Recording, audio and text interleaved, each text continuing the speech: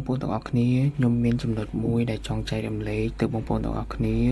តាក់ទងជាមួយនឹងការទទួលខុសត្រូវលើសម្រាប់របស់ខ្លួនឯងនៅករណីបុណ្យទានពិសេសៗរបស់ខ្មែរអញ្ចឹងចំណុចទី1គឺយើងត្រូវដាក់សម្រាមនៅក្នុងធុងអត់ត្រូវបោះចោលសម្រាមហ្មងគឺត្រូវដាក់ក្នុងធុងជាដាច់ខាតអញ្ចឹងបើសិនជាករណីដែលសម្រាមរបស់យើងធុងសម្រាមពេញយើងត្រូវដាក់នៅក្បែរធុងសម្រាមឬមួយក៏គំនោសម្រាមដែលនៅក្បែរធុងនឹងយើងជៀសវាងការដែលយើងចោលសម្រាមនៅតាមកន្លែងកំសាន្តណាដូចថាកន្លែងយើងអង្គុយឬមួយក៏កន្លែងយើងដើរកំសាន្តអញ្ចឹង no អត់ទេ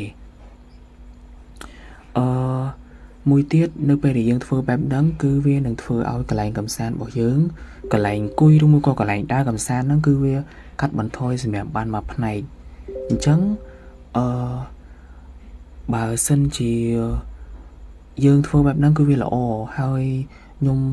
ជាឧទាហរណ៍ជាក់ស្ដែងហ្មងគឺមានសម្រាប់ច្រើនណាស់បន្ទាប់ពីបុណ្យទានផ្សេងនៅកន្លែងអង្គុយនៅកន្លែងឈោ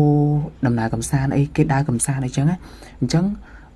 យើងគ្រាន់តែយកសម្រាប់នោះទៅដាក់ក្បែរធុងឬមួយក៏ដាក់ក្នុងធុងទៅគឺវាចប់ហើយបើដាក់ក្បែរធុងករណីដែលវាធុងសម្រាប់ពេញហ្នឹងហើយអញ្ចឹងខ្ញុំមានតែប៉ុណ្្នឹងបងប្អូន